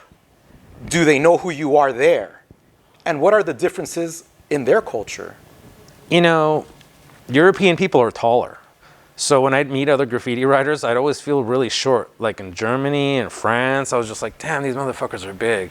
So culturally, they're just bigger people, I think. Other than that, yeah, I think overall they're aware of the American writers too, and there's definitely a level of respect. I think each country out there has a bit of a different scene. People focus on different things, whether it's trains or piecing or just hardcore tagging on the street. Like if you go to Barcelona, it's just grilled, kind of like Mexico City or New York. There's tagging and throw-ups on everything, and people are more like, obviously that's where Montana, the spray paint company, is from, so there's very beautiful, elaborate graffiti murals, but people out there are more like taggers, where other cities, you might see dudes that are more involved in like more elaborate bombing. It's a different culture. Every time, you know, in Germany, from what I remember, people don't even actually ever touch a spray can. You go to the store with the gloves on, you know, you have the guy put it in the bag, and every single time you touch the can, it's with a glove. They don't even leave one fingerprint on the cans because they have such an advanced police system, where other countries like Italy, they can't even afford to buff the trains. People just go over another piece and go over another piece because there's no money for that, you know? So it just depends where you're at. Like Greece is grilled, man. Greece has probably some of the most graffiti I saw anywhere in Europe. It was just crushed. And that was several years ago. Every time I see pictures of it now, it's worse. I mean, that's better. I don't know how you want to call it, but it's more bombed. Do you encounter danger in Europe? How do the cops treat graffiti writers there? Fortunately, I only had one run-in the whole time I was out there with the cops, and it was in Barcelona, and the cops, some hero, whatever, called the cops, saw me painting a spot. The cops came around the corner, actually pinched me, and I saw them come around the corner, so I walked and I dumped the paint, and I just kept walking and played dumb. And when I had an interaction with them where it was like a heckle, like a dumb cop and a not so dumb cop, and it was a young cop, but the older cop didn't want to hear shit what he said. And the lady on the phone is like, we got the guy, that's the guy. And the cop's just like, shut up, shut up. Were you writing graffiti? And I'm like, I don't know what you're talking about, dude. I'm coming home from a club, I'm a tourist. And I just talk shit. And then when like he would try to say some incriminating shit, I'd be like, I don't understand your accent. I'd say it to him in Spanish, you know, I don't understand your accent. And basically I played dumb for about 10 minutes until he just told me, fuck off, get out of here. I don't want to see you on the street no more.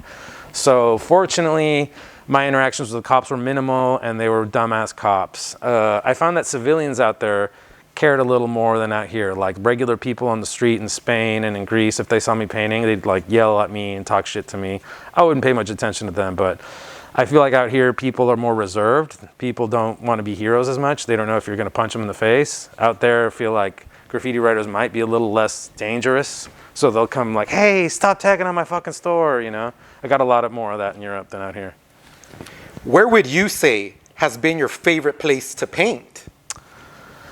I mean, I'm from LA. I grew up here learning how to paint. This is definitely my favorite town. I know it like the back of my hand. I feel comfortable in every part of town. That being said, that's kind of a gimme. So Mexico City is probably my second favorite place to paint. It's so active, it's so alive, it's so big, and it's such like a pressure cooker. That painting out there is just, it's what I imagine it might have been like in New York back in the day. It's kind of Wild Westish still, you know. I love the energy out there. I love everything. I'm in love with Mexico City. So you've traveled the globe I'm biased. For graffiti. Where would you say is the capital of graffiti? So as I was mentioning earlier, I felt for a while when there was really dynamic dudes here in LA that were bombing, I think we could have been it. We could have had like the most beautiful illegal graffiti in the world. And that I think made it here for a window. I don't know where it is now. I don't know. I think, yeah, I don't know. You know, for a little while, I feel it could have been Mexico City too. I know I keep joking Mexico City, but I for a little while I was going out there, you know, and I feel like it was Detroit for a little while, then LA, and then I feel like last few times I went to Mexico City, I saw graffiti writers from almost every single part of the world. European writers, American writers, South American writers up in town. And I feel like places just become trendy, like, all right, let's all travel here and paint. Could have been Mexico City now. What is graffiti to you, and how would you define it? I mean, graffiti, the most basic definition is marking on walls without permission. So that's it. That's that simple. Like whether you're just a kid or a very advanced skilled graffiti writer, that's basically you're all engaging in the activity of marking a surface without permission. That being said, what it does for me, I mean, it's guided my life in a way. I never thought it would be that way, but it gave me a foot in the art world. It gave me an identity in an urban culture and a street culture that was very dangerous and very unstable. It gave me a brotherhood. It gave me friends that are like lifelong friends now. It's helped given me a work ethic, you know. I remember when I was in art school, I felt like I had a chip on my shoulder because, you know, and I'd even talk to some of my teachers sometime. I'm like, none of these fuckers in here has ever fought for their art. None of these people has gotten a fight with cops or had to steal paint to create their art. None of these people got yelled at by their parents for the art they make. You know, I had to go through so much shit fighting people on the street, fighting people that were older than me just to express myself, just to do this fucking art. So like when I saw these kids in class that, you know, their parents bought them all the art supplies and they were just like, they barely cared to be there. I'm like, man, you guys you don't have the edge to make it, you know? And so that drive where you have everything against you, but you still manage to find a way to succeed, that graffiti gives you, and that like find a way to do it no matter what. I've taken that attitude toward other things in my life, and it's definitely given me an edge that I feel a lot of people don't have because they haven't had to fight as hard for anything that they have. What would you say are some of the fundamentals of graffiti younger writers should learn? So I think learning your history, both your local history and now because of the internet, a whole dynamic of who's been important, what they did, and why they did it, I think is important. I know a lot of younger people don't put that much weight on it, but I think it's important to know who your elders were and who paved the way, who the pioneers were, just so you're not doing derivative stuff. That being said, I mean, fundamentals, man. I see a lot of people that try to skip the tagging part, skip the straight letters, and go right to the wild style. But even though they have all the tips, or rather all the tricks and all the fancy highlights and everything, you see that the backbone of a lot of it's missing because they try to skip steps. There's flaws in their work. It's not balanced. The letters are wonky. And obviously there's people now doing like anti-graffiti and breaking all the rules on purpose, but there's still like an overall aesthetic that I think graffiti has created. And if you're working within that wild style graffiti, you need to have fundamentals. You need to have strong straight letters, strong tags, strong throw-ups, if you want your pieces to look right. You know, I see people that just skip ahead. And not only that, if you didn't work your way up to the pieces, the guys that did work their way up, they're not going to respect you. They're not going to view you as a peer. They're not going to view you as an equal. Oh, you're just a legal beagle. Oh, you're just an artist. Oh, you buy your cans and you go to legal spots to do your aerosol murals, but you're not a graffiti writer because you're not doing all the illegal steps, unfortunately or fortunately, that actually give you the respect from the community. You know, if you have to work your way up, and people that try to skip steps, you're not going to get the respect. Your elders are always going to look down their nose at you. They're always going to know, oh, this guy was never a tagger. This guy never put in work. This guy's just, you know, he went to art school and he knows how to use a spray can. But is he one of us? No. How do you define all city? And who are some of the writers, in your opinion, that have gone all city? All city in a city like LA is a very difficult task because it's such a large region. But I think the minimum for an all city writer in LA, you have to not only get the metro LA area, which I will define between, say, the 101, the 110, the 10, and the 101 as the general boundaries, or maybe either the 5 or the 110, whichever one going east, the 405 west, the 10 south, or the 101 north. That's the general boundary. But I feel if you don't hit the valley side of things, you're not all city. You don't have to get the whole valley, but there are definitely areas where graffiti exists, whether it be the freeways or major intersections or whatever, yards out there, whatever it is. and dudes that skip the east side or skip the south side. You know, people say, oh, I'm all city, but you only do the Metro LA. Like, I've never seen you up in South Central. I've never seen you up in East LA. You're not all city. That being said, there's a very small handful of dudes that I've ever seen do that in the city.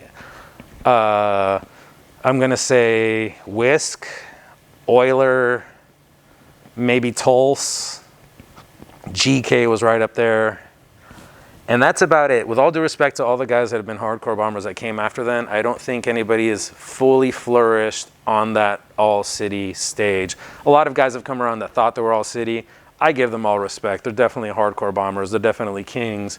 But I think there wasn't really too many all city riders after GK. I think that was kind of like the end of that generation of dudes that actually hit the Valley, hit South Central, hit East LA, hit the West Side, and had Metro LA. Now people just do Metro LA. Some dudes just hit downtown and claim to be all city, you know. So, so to me, you know, and I also think if you're a self-proclaimed all city guy, you're probably not all city. It's a title that's bestowed upon you by the community, you know. In your 20s, you decide to do something very interesting. You enter art school. What was your reasoning behind that? You know, I had gone to LA City College, and I took classes in almost every field that I thought could interest me as an actual career. I actually got 2 AAs when I graduated, one in liberal arts and one in arts general, because I was taking a bunch of Chicano studies and history of Mexico and all these things. You know, I didn't know if I wanted to be a teacher. I wanted to have a job doing something fulfilling. And after kind of experimenting and taking all the classes in all these different genres, I'm like, fuck, the only thing I really love to do is art. And I didn't really necessarily see it as a job, but I knew it was something that I wanted to do for the rest of my life. And a lot of the adults I knew that had gone to college were working in jobs that had nothing to do with what they studied. So I'm like, if I'm gonna be here and I'm gonna study and actually fulfill myself and get what I want, I'm gonna study what I love, and I love art. Art's always been a big part of my life. And I didn't necessarily, like, sure, I knew I was gonna be an artist, and I didn't necessarily think I needed to go to art school to be an artist, but I knew that there was gonna be stuff that I learned there that I couldn't just glean off the street, you know? And I don't regret it. I think it was a good decision. The stuff I learned there, mostly it had to do with art history, art theory, and my place in art history. You know, a lot of artists, I see them doing art that isn't dialoguing with their peers. It doesn't dialogue with history. It doesn't dialogue with anything. It's because they don't have the knowledge. They never got the class. And when you have all this context of all these different art movements that happen, why each movement happened, how they did it, and how it formed, and how it developed, and what it means now, then it's like, okay, well, I'm part of this group, and this is what I want to do to represent this group and dialogue as a reaction to the stuff that happened before me. You know, I feel much more confident as an artist because of it. How did your graffiti experience help you stand out in art school? I mean, it definitely gave me an edge because I had a different work. Like, people were lazy. I'd hate to say it, but motherfuckers in art school, they don't want to work. You know, and I came with the graffiti dynamic of I'm going to go bombing all night. So I'd stay up in class, like, so let's say I had a class that was from 1 to 4, and then the class ended, but they let you stay. It was called painting lab, and that would be 4 to 8. That's all you're required to do. Most people would stay an hour, 2 hours. I'd tell the lab tech, hey, I want to keep painting.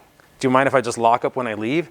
And I'd put a little fucking thing in the doorstop, go downstairs, have some dinner, come back in there and paint till like 4 in the morning.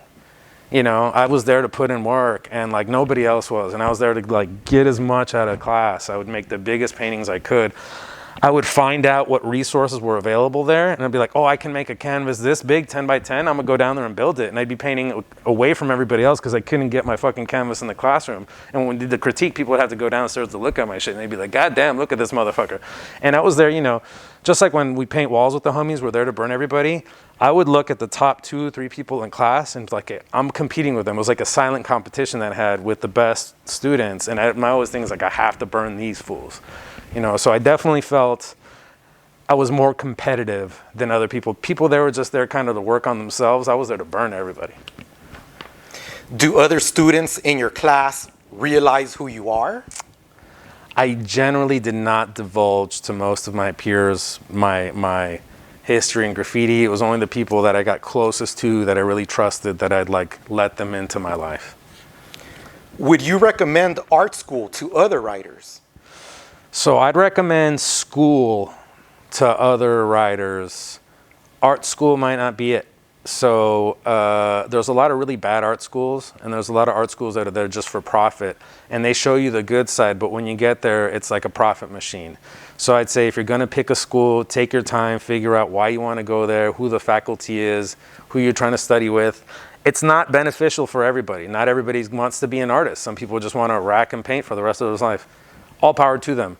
I've always had a very broad range of interest. I never wanted to be just a bomber, never wanted to be just a piecer. Those are all parts of my repertoire, parts of my story. And for my story, going to art school made the most sense. But I recommend it if you want to be more than just a graffiti writer and you want to take a serious step into the art world. You don't have to take that route. There's multiple routes. There's multiple people that have succeeded as professional artists without school. But if you pick the right school, what you get from there, you can't just pick it up from a book, and you just can't pick it up from the street. Interacting directly with faculty that are at the highest level and like getting to go to office hours and working at your work with them like privately pushes your work to another level you didn't even know you had. Some leave graffiti behind after they establish themselves in the professional art world. Why haven't you? What keeps you bombing? You know, graffiti is probably one of the most liberating things I know to do. It's kind of brings everything back to balance. It's almost like when surfers describe how they feel when they go surfing. To me, it's like surfing. You know, it's my moment to just zone out and be in the moment with what I'm doing. I don't have to think about my bills. I don't have to think about fighting with my girlfriend. All that shit just disappears. It goes out the window. I'm just there in the moment. And nothing else in my life gives me that moment of just zoning out and being in the zone with what I'm doing, you know? So to me, it's just, it's therapy. It's part of what I do because that's what I know to do. And it still interacts with my art career, but I find it spreading or moving apart from each other, and it doesn't matter. I'm never gonna stop doing my art, and I'm never gonna stop doing my graffiti. They're both part of what I do, but I don't see myself as a one-sided individual. I see like there's lots of facets of what I do, and it just becomes another thing in my repertoire. In other interviews, you've mentioned psychedelics. It seems they've had a big impact on your mind and spirituality. What psychedelics have you tried, and how do they affect the way you see graffiti? So early on, my buddy Pat introduced me to acid at my first junior high party when I was in 7th grade. And that really changed the way I view the world. It made me question and challenge everything I was being taught in school, everything my parents were teaching me. It basically like gave me a whole other perspective. I think for me, it liberated me from being part of mainstream culture. It made me view TV as a waste of time. It made me view a lot of the interests that other people had as just like, that's just a distraction. Like that shit doesn't matter. It helped me. It also helped me find myself in a way because I had a big chip on my shoulder. I was kind of an egomaniac at some point in my early years, like when I was like 18. And I had a very heavy experience that some people would call a bad trip, but you know, in the psychedelic lingo, we don't say that. We call that a difficult experience, you know, but it was the most grounding. I thought I was like the king of the world, and that experience showed me I'm not the king of the world. And if I want to become that, I have a lot of work to do, and I need to stay humble and stay on the path and check myself. And it really made me do that. I think it almost saved my life. I was on a path, definitely I was going to run off a cliff, you know, and it changed my path. It slowed me down. It made me be more thoughtful about my steps, about how I affected the people around me. It made me a more sensitive and caring person to the people around me, I think, in a lot of ways. It also, you know, it helped solidify the fact that the society's bullshit, and these substances help us kind of see that, whether it's reducing our ego or lifting the veil of our everyday distractions, and help us find a little bit. They help us look within ourselves sometimes. I think a lot of times that's why people have bad trips. They look inside and they realize, shit, man, I have this mask on and I finally took it off and I'm living all these lies. I really feel this way, but I act this way, you know? And it's helped me find the path where my actions are closer to how I actually feel, and I stop trying to live for others and stop giving a fuck about putting up a mask for people and just be truer to myself. And as far as substances that I tried, you know, I've tried most of the psychedelics, mushrooms, LSD, ayahuasca, DMT, all that stuff. It's all very beautiful, powerful, profound. I don't think, I've partied with these substances, but I don't view them as party substances. I hold them in the highest regard and with the utmost respect. I generally take them when I feel I'm in a close circle with really tight people that I trust, and I'm in a safe space, and I'm ready to just let go, open up, and let them show me what they need to show me.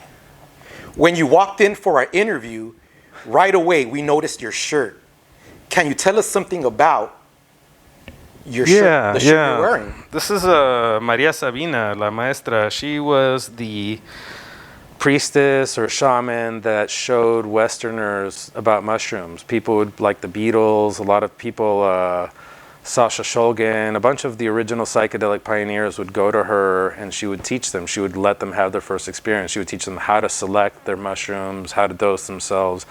And through her information about psychedelics was disseminated to the rest of the world. And everybody that has ever done mushrooms owes a debt of gratitude to her, because without her, the rest of us wouldn't know about them. It would be still part of the Mazatec community in Oaxaca. They would be theirs, but the rest of us now have them because of her. Who educates you of her history?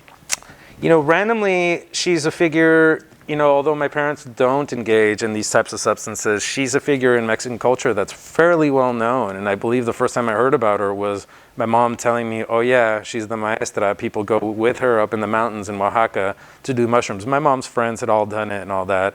So I think I was probably a child when I first heard about her and her existence and her contribution. You've revealed you arrived in California as a child from Mexico. Were you ever afraid of being caught writing and sent back to Mexico as a criminal? So that's really interesting. I think definitely I was very aware that we didn't have legal status. My parents would often mention we didn't have papers, and it was really weird. I'm like, papers, like there's a ton of paper all over the house, Mom. I don't get it. I didn't understand what that meant. I didn't understand the context of not having papers. As I got older and I started understanding, oh shit, we're not even supposed to be in this country, it made me question my own relationship to this country quite a bit. But fortunately, by the time I really started getting into graffiti, it was around the time I got my papers and we became legalized. I became a resident. And I didn't really think about the repercussions of getting caught. And it was actually once I got arrested that my mom was like, oh shit, you can get deported for this. We have to make you a citizen. And right when I turned 18, my mom filled out all the paperwork for me to become a U.S. citizen. I became a U.S. citizen. When doing research for this interview, we noticed your Twitter was suspended. Why was that? I'm on my third Twitter, and unfortunately they have very strict rules. It's funny because people can say very racist shit on Twitter, but when you call them out, how you phrase what you say can get you in trouble for being a bully, even though being racist, in my opinion, is bullying. Apparently that's freedom of speech. But when you say, hey, fuck you, you're a dick for doing it, then you're violating the rules of Twitter. And unfortunately, I used to let people get under my skin a little more. And whether it was President Trump or some other dumb Republican, I would challenge some of the ridiculous thing they said. And Twitter decided to suspend my account. I've since started a new one, and I just don't dabble into politics. Recently, you've had a great honor bestowed upon you. Your work has been added to the LACMA permanent collection. Were you shocked? I mean, it's really interesting because I never thought, sure, in the back of my head, it was always in my dreams, okay, one day my work is going to be in this museum, that being the museum I went to, my whole life was the most important museum I had in my childhood.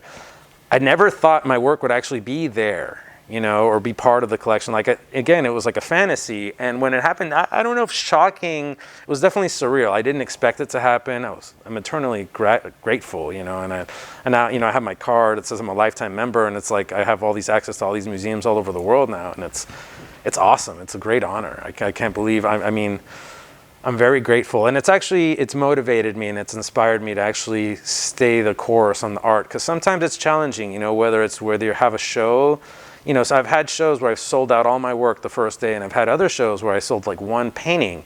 And when you have moments like that, you're like, fuck, am I even on the right path? What am I doing? But then when you get recognized by an institution, especially one that you hold in high regard, it's reinforcing. It's like, oh, you know what? You're on the right path, that you picked the right choice, you're going in the right direction. So it's very motivating. It's made me want to work harder, make a lot more paintings, and just keep going. What do your parents say when you tell them about this huge honor? You know, my mom's eternally proud. I got to give it to her. She was one of my greatest supports throughout all the facets of my life, and she's very proud of all my achievements, and you know, she's got my back. My dad, I feel like he doesn't get it as much, but he's also proud. You know, he and I have always had a different kind of relationship, but I feel like in the end, he's also proud of him. He doesn't get it. You know, he's from an older school. He's from another country. Like, graffiti always kind of didn't make sense. The whole rave shit didn't make sense. A lot of the things, skateboarding didn't really like. It's kind of like, what are you doing? What are you wasting your time with that bullshit for, you know? But he gets that it's part of my culture, and the fact that I'm being recognized by my peers and whatever, he's proud of it too. In graffiti, we lose a lot of friends to drugs, alcohol, shooting, and just life in general. Who are some of your other close friends that have passed away that should be remembered? Man, unfortunately, I have such a long list of friends. Just recently, I mean, people from my crew, my homie Cub, the homie Wymie, Verse, Heir, but you know, we've talked about some of these people already. Outside of my crew, man, my cousins. I mean, so unfortunately, so many people close to me have been affected by substances that the list becomes a blur. It's just so many people and so many names now. I don't know, but I'm going to compile a list just to honor them and post it on one of my social medias because it's been so many. The current graffiti scene, do you have any favorite writers that you enjoy seeing, and what makes them stand out to you? The guys that are getting up in LA, there's a few of them that stand out, but one of my favorite guys is Merch. I like how consistent he is. I like the type of spots he gets, and I like that he's not afraid to experiment with a style. Some of the stuff he does is like very rigid, formal. He does the throw-ups too, but sometimes he does these really weird, colorful, elaborate pieces that I really like. So, and then I feel like I've really seen him progress from when his BMB days. He was just like a regular bomber, just fat cap tags, and I feel he's really evolved. His style has gotten better, the type of spots. I think right now he's probably one of the main dudes in LA that I like seeing up. Good for him. Keep it up, dude. In the LA graffiti Mount Rushmore, who would you put in your top 5 ever to do it? Ever, huh? I would say Euler, Tulse, GK, Heir. Last one. Let's go Saber. What's next for FISHE KOG? What does the future hold? Wonderful question. You know, I'm getting more into music again, so hopefully in the next year or two, I'll actually be publishing my own music. And I'm also, you know, the whole COVID shit, like everybody else, man, it took me out of the loop. It changed my routine. It changed my money. It changed all these different things in my life. But now that things are becoming more stable, I want to dedicate way more of my time to my studio and fine art practice. So before I would come out with, say, X amount of paintings a year, I don't know, 20 paintings or whatever, I want to really increase the volume of work I do. I want it to be like, oh shit, this guy paints non-fucking stop. So hopefully you'll see that from me. FISHE, I want to thank you for joining us. It's been a huge honor to hear about your legendary career. We appreciate the visit, and we hope to interview you again in the future. I really appreciate you having me. It's been an honor to be here. Thanks for caring, man. Great questions. I don't know, have you heard of Nardwuar before? No, I haven't. Nardwuar is this interviewer that he interviews people, and he asks questions about their history where the people are like, how the fuck do you know this? You're kind of like a Nardwuar. I like your research before the questions. I appreciate your thoughtfulness. So good for you. Keep it up. Thank you, FISHE. Thank you for joining us, everyone on YouTube. And we'll see you again.